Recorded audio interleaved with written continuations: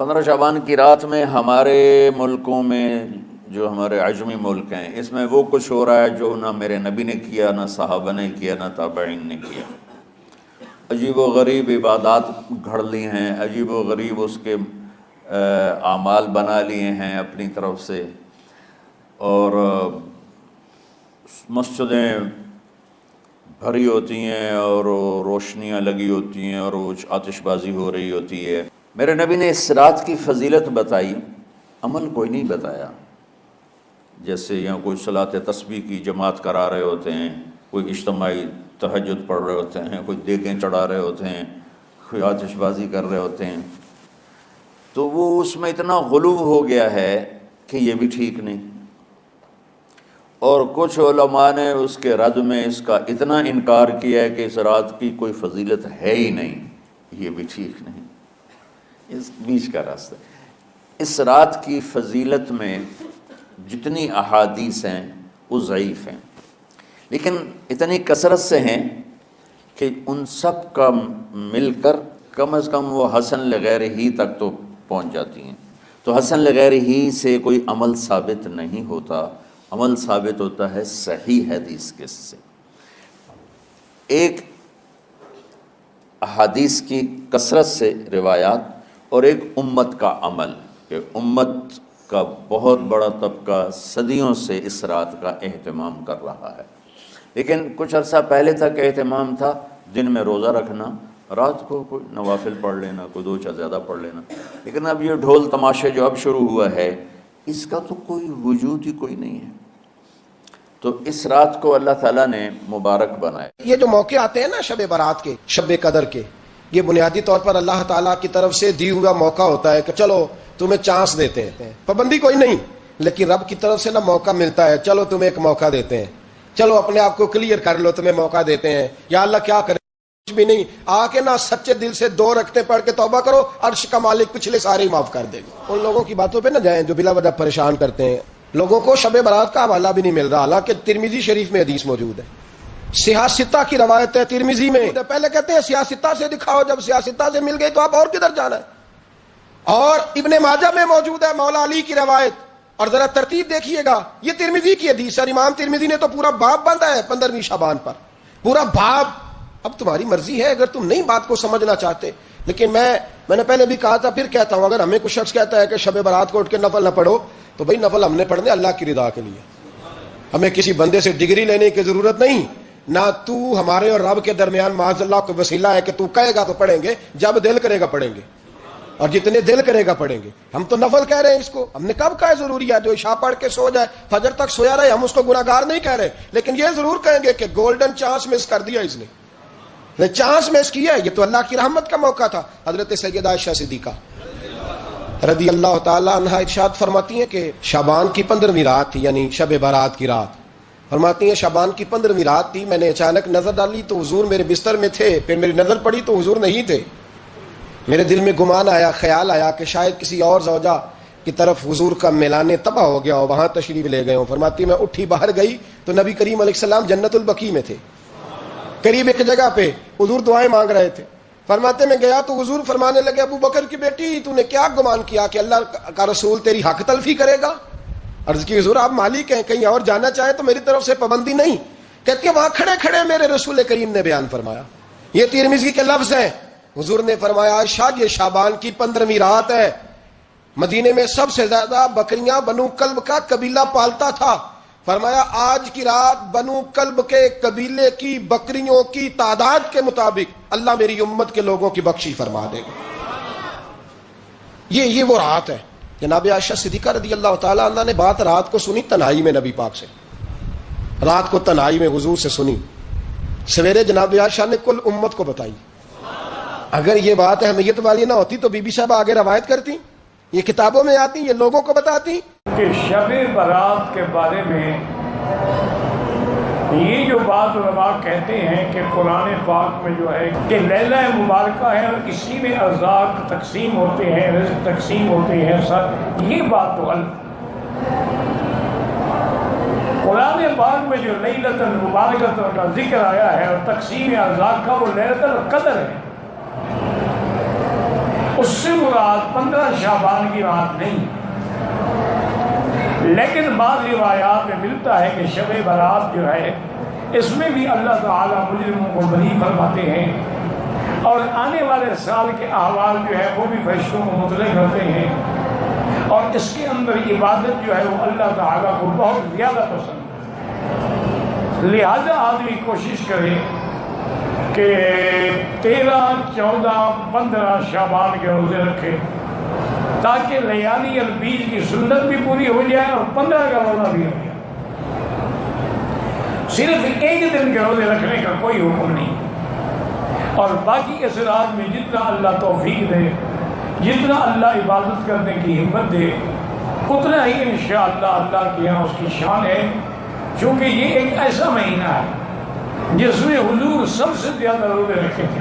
15 شعبان شب برات، جس کے اندر عبادت کا حکم ہے، ساری رات مناجات کا حکم ہے، ساری رات اللہ کی بارگاہ میں گڑ گڑانے کا ہمیں حکم دیا گیا ہے۔ شب برات جاگ کر اللہ کی بارگاہ میں گزارنا اور اس سے مناجات کرنا 10 مقبول عمروں کی ادائیگی کے مساوی ہے، جیسے 10 دفعہ ہم عمرہ کر کے آئے ہوں، کوئی معمولی رات نہیں ہے۔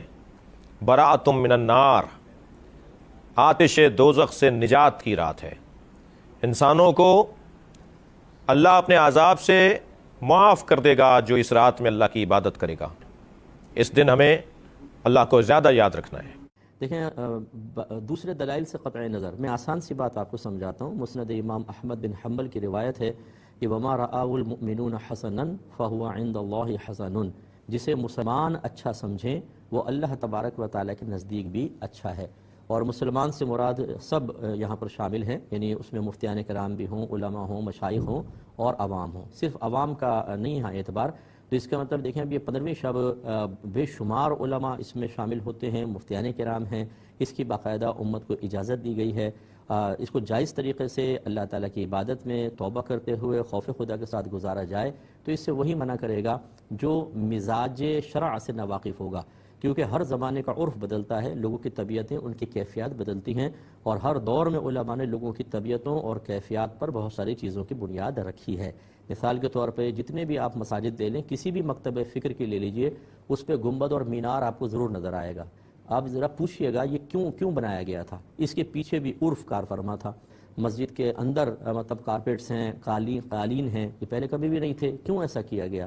تو اس کا مطلب یہ ہوا کہ عرف بہت بڑا کردار ادا کرتا ہے۔ اس لیے ہم گزارش کرتے ہیں جو لوگ اس کے منع میں شدت کرتے ہیں کہ خدا را لوگوں کو آنے دیں۔ لوگ تو ویسی مسجدوں میں نہیں آتے۔ ہاں یہ میں ضرور عرض کروں گا کہ اس میں خرافات میں حصہ لینا وہ بالکل غلط ہے، اور ایسے ہی مسجدوں میں آ کے صرف نوافل پڑھ کے نکل جانا یہ بھی مطلب زیادہ فائدہ مند نہیں ہوگا، بلکہ بہتر یہ ہے کہ درس قرآن کا اہتمام ہو، درس حدیث کا ہو، اصلاحی بیانات ہوں تاکہ لوگ جمع ہوں۔ صلاۃ التسبیح کے نام پہ جمع کر لیں یا نوافل وغیرہ کے نام پر جگ در جگ لوگ آ جائیں گے شوق میں، اور پھر وہاں اچھا اصلاحی بیان ہو تاکہ لوگ فرض نمازوں کی طرف آئیں۔ ان اوقات کو کیش کرنے کی ضرورت ہے، ان کو ضائع کرنا یہ بالکل مناسب نہیں۔ جو شب برات کے حوالے سے ایک مشہور ترین حدیث پیش کی جاتی ہے وہ بھی میں ڈسکس کر لیتا ہوں۔ وہ جامع ترمذی میں ہے، سنن ابن ماجہ میں ہے، مشکات کے اندر بھی موجود ہے، اور یہ حدیث سب سے مشہور ترین حدیث ہے جس کو سارے لوگ کوٹ کر رہے ہوتے ہیں، خواہ وہ ڈاکٹر طاہر القادری صاحب ہوں، خواہ مولانا طارق جمیل صاحب ہوں، باپا جانی الیاس قادری صاحب ہوں، سب اس حدیث کو وہ کہتے ہیں نہیں دیکھیں جامعہ ترمذی میں یہ حدیث آئی ہوئی ہے، سنن ابن ماجہ میں آئی ہوئی ہے کہ نبی علیہ السلام ایک رات بقیع غرقد قبرستان میں چلے گئے اور سیدہ عائشہ آپ کے پیچھے چلی گئی۔ اچھا، یہ حدیث وہ بیان کر کے کہتے ہیں یہ مغفرت کی رات ہے۔ اس حدیث کے ساتھ خود لکھا ہوا ہے امام ترمذی نے کہ یہ حدیث منقطع ہے، یعنی راویوں کی ملاقات ہی نہیں آپس میں۔ پھر تدلیس کا بھی ایشو ہے اس میں۔ اس سے بڑھ کر امام ترمذی نے لکھا کہ میں نے اپنے استاد امام محمد بن اسماعیل بخاری، یعنی صحیح بخاری کے جو آتھر ہیں، ان سے جب میں نے شب برات کی اس حدیث کے بارے میں پوچھا، شب برات تو ہم کہہ رہے ہیں وہ تو 15ویں رات شعبان کی، تو انہوں نے بھی فرمایا کہ میرے نزدیک بھی یہ حدیث ضعیف ہے۔ اچھا، امام ترمذی نے 7 باقاعدہ کامنٹس کیے ہوئے ہیں اس کے اوپر۔ اس سے بڑھ کر مشکات والوں نے جب یہ حدیث ترمذی سے لی تو انہوں نے بھی 7 امام بخاری کے کامنٹس نقل کیے جو امام ترمذی نے ان کے حوالے سے بیان کیے۔ اب مجھے بتائیں اس کے بعد کوئی گنجائش رہتی تھی؟ لیکن دیکھ لیں ڈٹائی ہے. ڈاکٹر طاہر القادری صاحب بھی وہ پڑھ رہے ہیں اور کہہ رہے ہیں ترمذی پڑھ رہا ہوں, ترمذی اگے بھی پڑھو نا سرکار. بس حدیث بیان کر کے نا, جو اگلا حصہ تھا نا کہ جو امام ترمذی لکھا کہ یہ روایت درست نہیں ہے, امام بخاری بھی اسے صحیح نہیں سمجھتے, اس میں راویوں کی ملاقات ہی نہیں, منقطع ہے, وہ انہوں نے آنکھوں سے پڑھی, زبان سے نہیں پڑھی, بس اس کے بعد کتاب بند کر دی. یعنی وَأَنْتُمْ تَعْلَمُونَ, وہ جانتے تھے کہ اس میں کیا لکھا ہوا ہے, بس بیان کر دیا ڈٹائی کے ساتھ. اسی طریقے سے ایک اور حدیث پیش کی جاتی ہے سنن ابن ماجہ سے, وہ بھی مشکات میں بھی موجود ہے, کہ نبی علیہ السلام نے فرمایا کہ اس مہینے میں نامہ اعمال اللہ کے حضور پیش ہوتے ہیں, رات کا قیام کرو اور دن کا روزہ رکھو. حالانکہ اس میں کذاب راوی ہے, یہ گھڑی ہوئی روایت ہے, ضعیف بھی نہیں, گھڑی ہوئی روایت, ڈٹائی کے ساتھ بیان کرتے ہیں. اور یہ رات جو ہے وہ فجر کا وقت شروع ہونے تک اللہ تعالیٰ کی طرف سے خاص رحمت کی رات ہے, فرشتے نازل ہوتے ہیں, وہی جو لیلۃ القدر کے بارے میں ہے. اور وہ تو میں نے آپ کو بتایا کہ روزانہ کے لیے بھی فضیلت ہے, بخاری مسلم میں, کہ آخری تہائی رات جب رہ جاتی ہے تو اللہ تعالیٰ آسمان دنیا پہ نزول فرماتا ہے, جیسا کہ اس کی شان کے لائق ہے, اس کی مثال نہیں بیان ہو سکتی. اور کہتا ہے کوئی مجھ سے مانگنے والا میں اسے عطا کروں, ہے کوئی بخشش مانگنے والا کہ میں اسے بخش دوں, حتیٰ کہ فجر کا وقت داخل ہو جائے. یہ روزانہ کے لیے اللہ تعالیٰ کی طرف سے ایک اسپیشل آفر ہے پوری انسانیت کے لیے کہ وہ حق قبول کر لیں.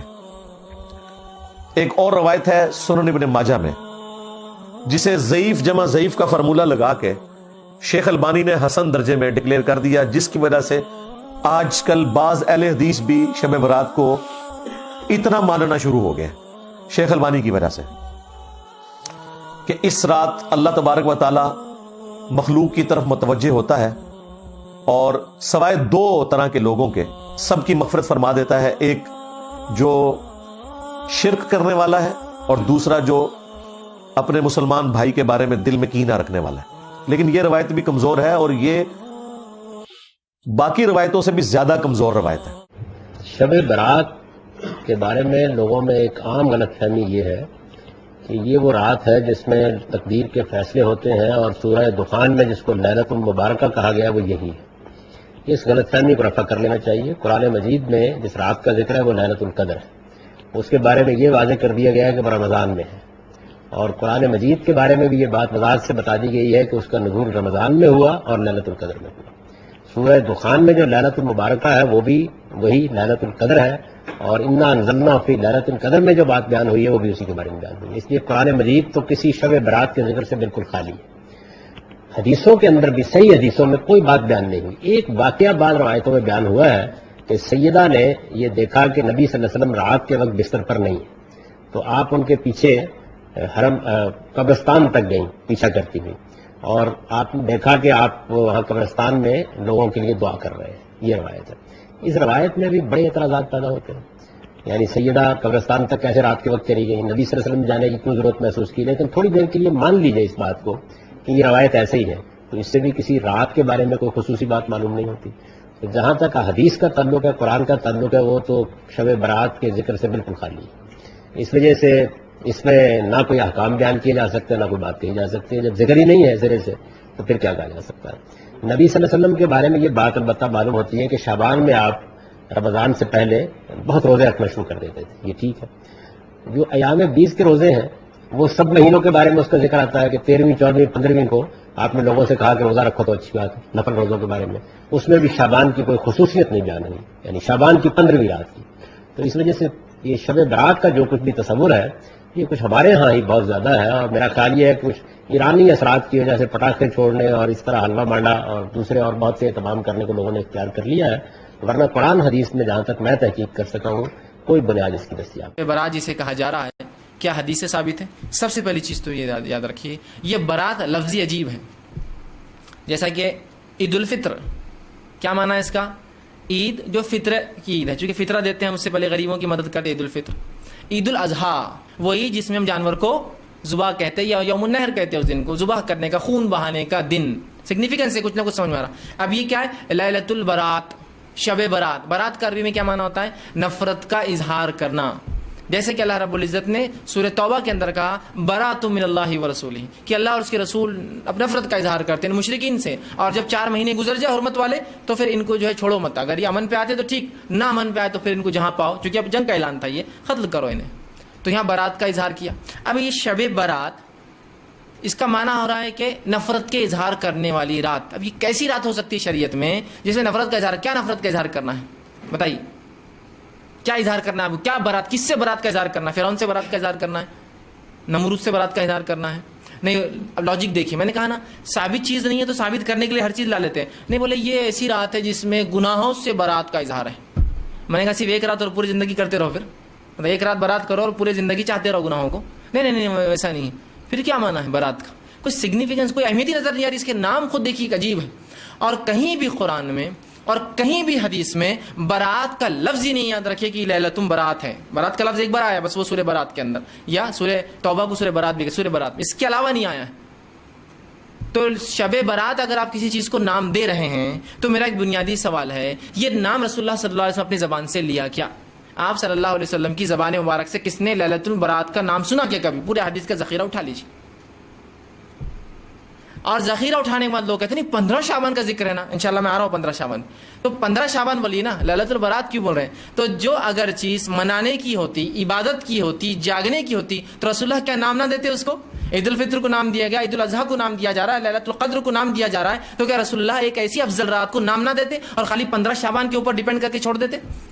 سمجھ لیجیے ایک رات ہے، سمجھے شب قدر ہے، تو 21 رمضان کو ہو سکتی ہے، 23 ہو سکتی ہے، 25 ہو سکتی ہے، 27 اور 29 ہو سکتی ہے. تو اس کا سگنیفیکنس ہے، تو ایک نام بھی ہے اس کا کہ بھائی لیلۃ القدر، تلاش کرو اسے، ہے نا.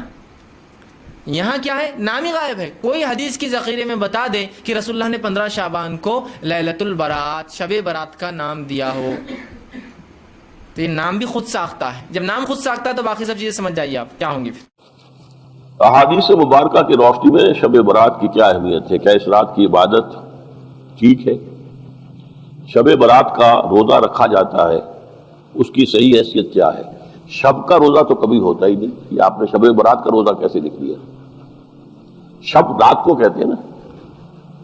شب برات جو ہے اس کو کہا گیا ہے اس لیے کہ ان کا خیال ہے کہ اس رات میں اللہ تعالیٰ بہت سے لوگوں کو اس کا کو بخشتا ہے. برات، اللہ تعالیٰ جہنم سے ان کو رستگاری عطا فرماتا ہے. اس کے ضمن میں جو صحیح احادیث ہے صرف ایک ہے، اور وہ یہ ہے کہ حضرت عائشہ صدیقہ رضی اللہ تعالیٰ عنہ بیان کرتی ہے کہ ایک روز حضور کی میرے ہاں شب باشی کی باری تھی، لیکن میری رات کو آنکھ کھلی تو حضور نہیں تھے موجود. تو مجھے تشویش ہوئی کہ آپ کہاں گئے؟ تو میں ڈھونڈتی ہوئی، وہ یا کسی اور کو آپ نے بھیجا، بہرحال مجھے پوری تفصیل یاد نہیں ہے. تو معلوم ہوا کہ آپ جنت البقیع میں گئے ہوئے ہیں اور وہاں پر استغفار کر رہے ہیں اللہ سے، اور تمام جو بھی وہاں پر مردے دفن ہیں ان کے لیے مغفرت کی دعا کر رہے ہیں. بس یہ ثابت ہے. باقی اب اس میں جو ہے ہندوؤں سے ہم نے مانگ لی دیوالی، تو دیوالی جو ہے وہ روشنی کی جا رہی ہے اور بتیاں جلائی جا رہی ہیں. تو مختلف لوگوں سے ہم نے بورو کی ہیں چیزیں، جیسے عید میلاد النبی ہے وہ ہم نے کرسچن سے بورو کر لی، یا شیعوں کے تعزیوں کا توڑ کرنے کے لیے ہم نے بات بنا لی. اب اس میں جو ہے روشنیاں کی جا رہی ہیں، یہ دیوالی کا گویا کہ ہم نے توڑ فراہم کیا ہے یا اس کی نقل ہم کر رہے ہیں. یہ چیزیں نہیں. البتہ نماز رات کی عبادت تو ہر رات میں بہت اعلیٰ ہے. چلیے اگر اور دنوں میں نہیں ہوتا، اس رات کو آپ کو، کیونکہ حضور نے بھی استغفار کیا خاص طور پر جا کر جنت البقیع میں، تو اگر آپ بھی کریں، نماز پڑھیں اور استغفار کریں تو کیا ہے، بہت اچھی بات ہے. اس میں تو کوئی حرج کی بات ہے ہی نہیں. لیکن اسے کوئی تہوار کی طرح منانا، پٹاخے چھوڑنا اور جو ہے وہ روشنی کرنا، یہ بھارت صحیح نہیں ہے. روزہ بھی چونکہ 15ویں شب ہوتی ہے، 15واں دن ہوتا ہے، پھر اس اعتبار سے حضور کے معمولات میں تھا کہ آپ ہر مہینے کی 13، 14، 15 تاریخوں میں روزہ رکھتے تھے. تو اگر آپ یہ نیت کر کے روزہ رکھ لیتے ہو، کیا کہنے ہیں، نور اللہ نور ہے. اور روزہ کسی وقت بھی نفلی روزہ رکھا جائے، اللہ تعالیٰ قبول فرمائے گا. شب برات 15 شعبان، رات کو عبادت کرنا، صبح کو روزہ رکھنا، یہ عمل کسی صحیح حدیث سے ثابت نہیں ہے. اس بارے میں جتنی روایات آتی ہیں وہ صحت کے مقام کو نہیں پہنچتی. کسی ایک صحیح حدیث سے 15 شعبان کو روزہ رکھنا اور اس رات کو عبادت کرنا ثابت نہیں. किसी के दिल में आ सकता है कि साबित नहीं तो कोई हरज नहीं है, तो काम अच्छा, काम तो सवाब का है, रोज़ा ही रख रहे हैं। इस्लाम एक मुकम्मल दीन है, इसके अंदर किसी इजाफे और कमी की इजाज़त नहीं है। अगर ये रसूलुल्लाह सल्लल्लाहु अलैहि वसल्लम से अमल साबित होता, सही हदीस के ज़रिए हम तक पहुँचता, तो हम इस पर अमल करते।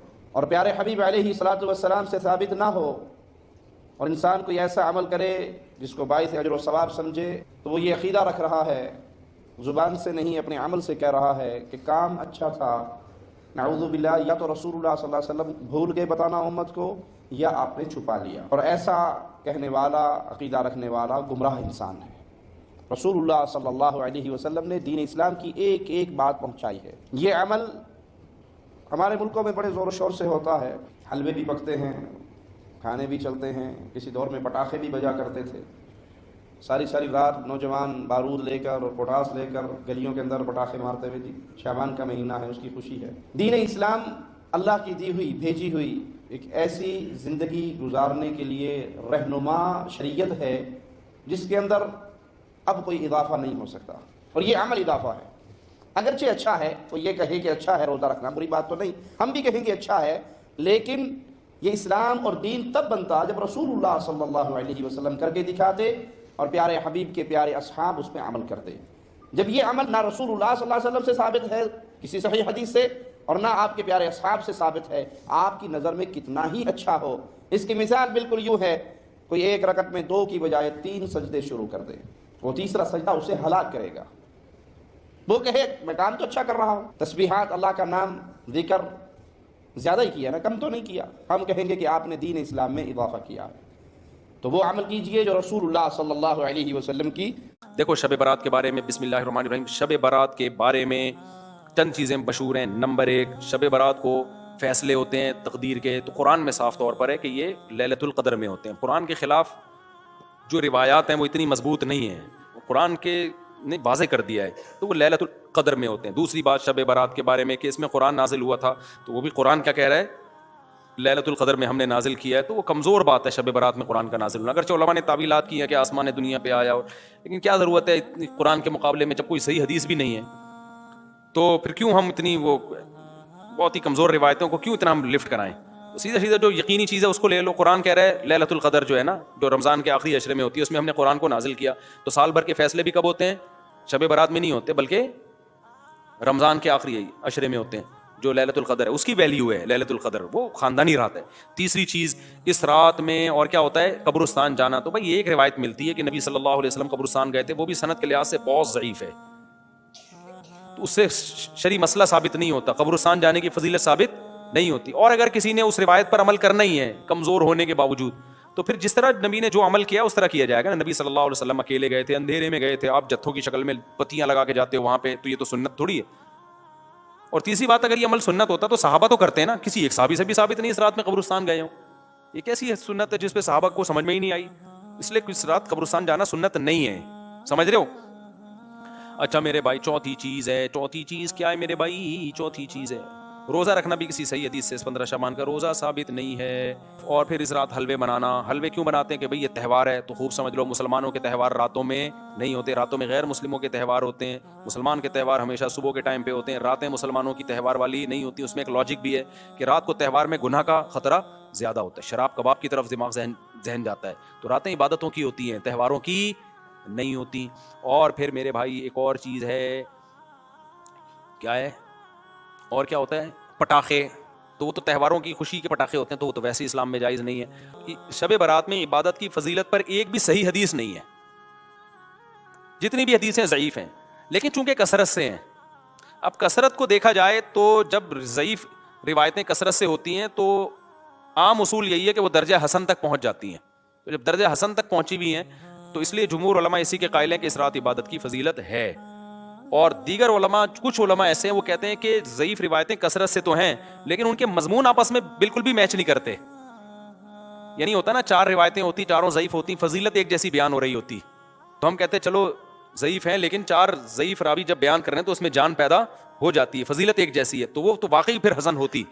लेकिन फजीलतों में भी बहुत फ़र्क है, یعنی ایک راوی بالکل کچھ اور بیان کر رہا ہے، دوسرا بالکل ڈفرینٹ بیان کر رہا ہے. تو اس لیے بعض علماء نے تو بالکل ہی فضیلت کا انکار کر دیا کہ کچھ بھی نہیں ہے. لیکن جمہور علماء کیونکہ وہ روایات کثرت سے ہیں اور وہ جمہور میں بھی بڑے بڑے علماء ہیں، تو اس لیے بالکل اس کو بدعت قرار دینا اس رات کی عبادت کو، یہ بھی کوئی علمی شخصیت یہ دعویٰ نہیں کر سکتی جس نے تمام روایتوں کا مطالعہ کیا ہو. تو اس لیے اس کو بالکل بدعت کہنا بھی ٹھیک نہیں ہے.